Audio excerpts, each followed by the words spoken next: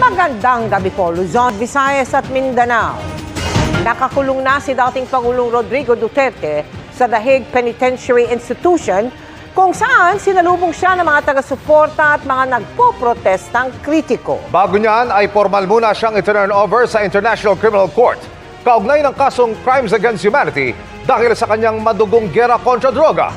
Inabutan naman siya ng mga damit panlamig at iba pang gamit ng ating embahada.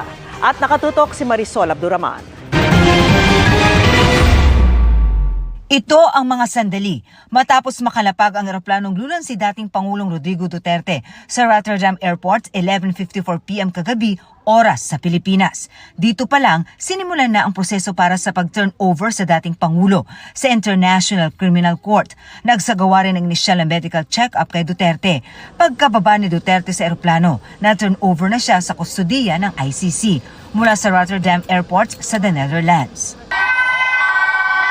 Agad na dinala si Duterte sa The Hague Penitentiary Institution kung saan siya ididetine. Ang kanyang pagdating, inabangan ng ilang mga taga-suporta. May mga nag-abang ding mga protester kontra Duterte. Ayon sa Philippine Embassy sa The Netherlands, nagbigay sila ng winter clothing at care packages kay Duterte at iba pang sakay ng eroplano. Inisyuhan daw ng 2-day visa ang mga kasama ni Duterte para mabigyan sila ng sapat na oras para makapagpahinga. 15-day visa naman ang ibinigay kay dating Executive Secretary Salvador Mejaldea bilang legal counsel ni Duterte.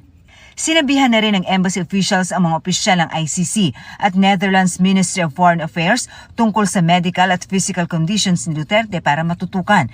Ipinagbigay alam na rin daw ito sa ICC medical doctor.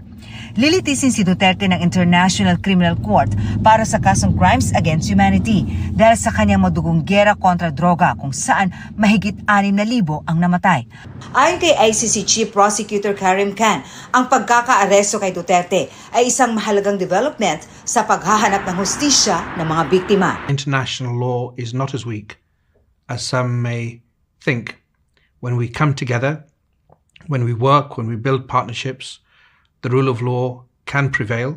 Sa mga susunod na araw, inaasahang haharap si Duterte sa ICC. Mr. Duterte is presumed innocent. He will make his initial appearance before the court soon. And the focus of the office is on the judicial proceedings, on proving its case before the judges of the International Criminal Court. Para sa GMA Integrated News, Marisol Abduraman, nakatuto 24 oras.